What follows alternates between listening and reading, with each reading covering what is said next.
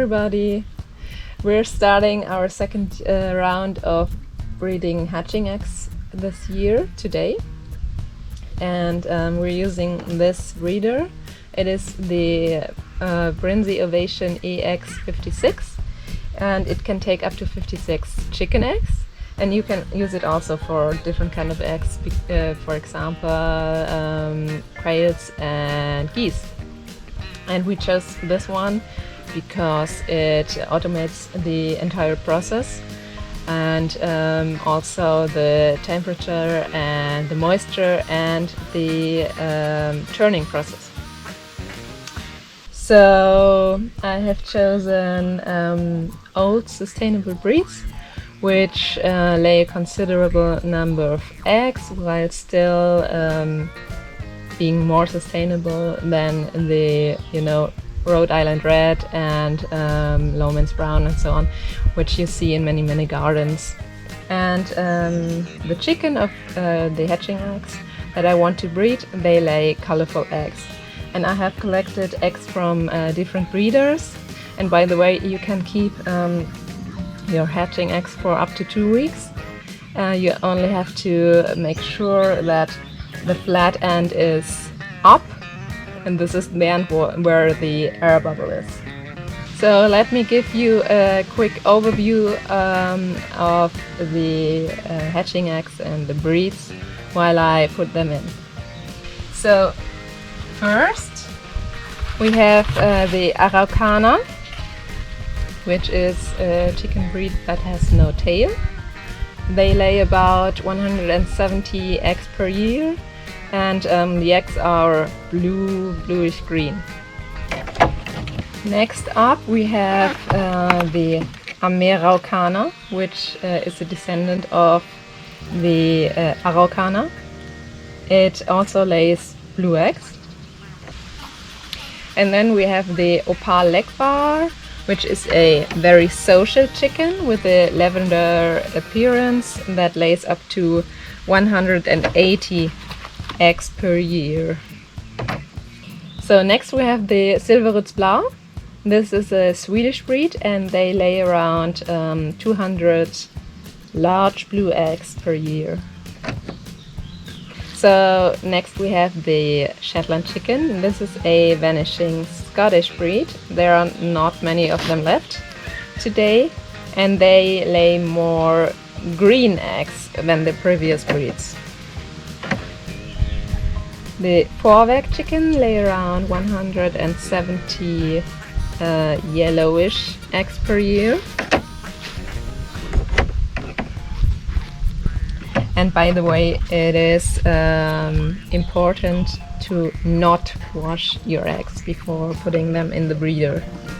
Those are yellow Orpington eggs, who are very friendly chicken, and they lay around 170 yellowish eggs per year. Next we have the Barnefelder, which are especially beautiful chicken. They lay around 200 large brown eggs per year. The Bielefelder chicken is also a very pretty chicken, which lays around 200 eggs per year. They are brown and sometimes speckled, as you can see here.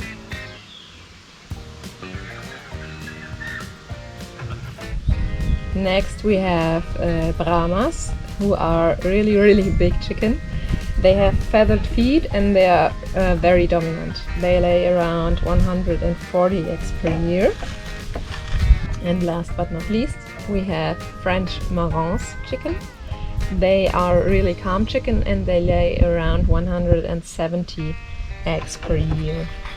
And those eggs are reddish or dark brown. So when we start the breeder, it will take approximately 21 to 22 days until the chicks hatch. And we'll put, let me show you this, we'll put the temperature to 37.5, and the moisture to 50%, and the turning mode on. And the turn interval I'll put to 3 hours because the eggs should be turned 5 to 10 times per day. And yeah, some people say that the eggs shouldn't be turned in the first 3 days, but this is only true for breeders that have no automatic turning mechanism, because the breeder shouldn't be opened in the first 3 days. But we have an automatic turning mechanism here, so this doesn't matter, and we can turn the eggs from day 1. So now the breeder's working, and we'll now wait until day 8, because then we can screen the eggs for the first time and see if something's happening in there. So yeah, stay tuned, follow, subscribe, hit the like button, and let me know in the comments if you have any experience with breeding hatching eggs and what this experience was. And I'll see you in a few days to give you an update on our hatching eggs. Hi again, today we'll be candling the eggs for the first time. Candling means just we'll be shining a light through the egg in order to determine whether the embryo is growing properly. The eggs have been in the incubator now for about 8 days, so we should be able to see whether it's working or not. So just a few remarks up front. If the egg is clear, apart from visible dark spots, like for example the yolk, the egg is infertile or the embryo died very early. So we can remove those eggs. And if you can see a red ring in the egg, that means there has been an embryo at some time in the process, but it died. So we can also remove those eggs. And if you can see blood vessels in the egg, this is a clear sign that something is happening and there is an embryo, and those eggs we keep in the incubator to hatch eventually. So I've just closed the blinds for a bit because it's easier to see inside the egg if it's darker. Yeah, let's start. You can either use a proper candling light or you can just use a strong flashlight, as I will now. Yeah, as you can see here in this egg, you can clearly see the blood vessels. So this means there is an embryo inside. So let's quickly place it back in the incubator. The next one here is clearly empty. You can see nothing inside apart from maybe a dark spot where the yolk is. So we can remove this egg from the breeder. And here you can clearly see the blood ring.